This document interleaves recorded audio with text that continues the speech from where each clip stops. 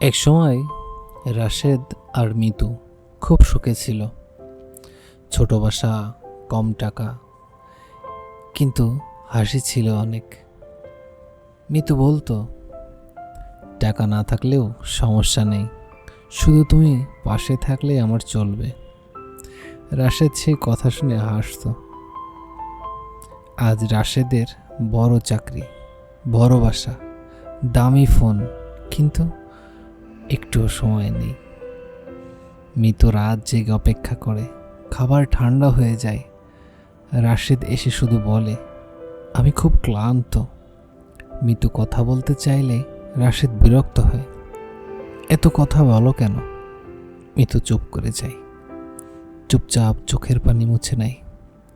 সে শুধু চায় একটু সময়, একটু আগের মতো ভালোবাসা। একদিন মিতু অনেকটা জ্বরে পড়ে যায়। তারপর রাশেদকে বলে, আজ অফিসে যেও না। রাশেদ বলে, আমার মিটিং আছে, পরে কথা হবে। মিতু একা একা হসপিটালে চলে যায়, কাউকে ফোনও দেয় না। রাতে রাশেদের ফোন বেজে ওঠে। হাসপাতাল থেকে কল করে, আপনার স্ত্রী এখানে ভর্তি আছে। এ কথা শুনে রাশেদের বুক ধড়ফড় শুরু করে। ডাক্তার বলে, সময় মতো না আনলে অনেক বড় বিপদ হয়ে যেতে পারত। মিতু শুয়ে আছে, চোখে পানি। সে রাশেদকে বলে, আমি অসুখে কষ্ট পাইনি, আমি একা থাকার কষ্ট পাইছি।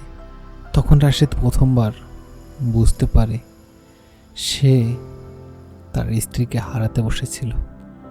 সে কাঁদতে কাঁদতে বলে, আমি তোমার পাশে থেকেও তোমাকে একা করে দিয়েছি।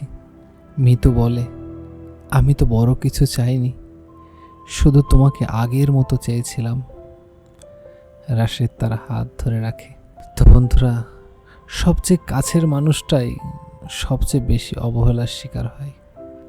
ভালোবাসা হারালে টাকা দিয়ে আর ফেরানো যায় না।